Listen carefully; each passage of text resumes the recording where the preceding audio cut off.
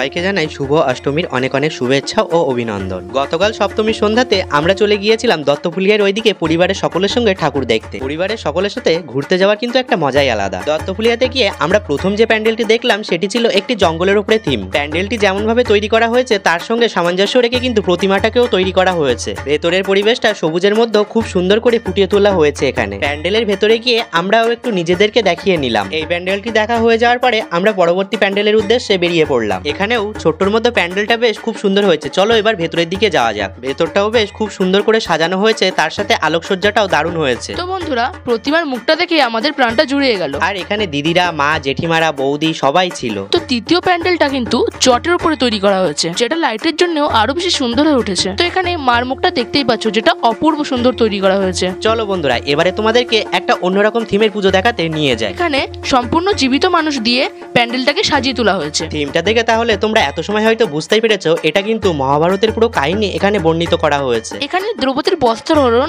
আর অনেক কিছুই তোমরা দেখতে পাবে। আমরা যেহেতু সপ্তমীর দিন গিয়েছিলাম, তার জন্য আমাদের বেশিক্ষণ ওয়েট করতে হয়নি প্যান্ডেলটা দেখার জন্য। তোমরা যারা দত্তফুলিয়ার দিকে ঠাকুর দেখতে যাবে তারা কিন্তু এই প্যান্ডেলটা অবশ্যই দেখবে, কোনোভাবেই মিস করবে না। বন্ধুরা, তোমাদের কোন প্যান্ডেলটি সব থেকে ভালো লাগলো সেটা কিন্তু কমেন্টে জানাতে ভুলবে না।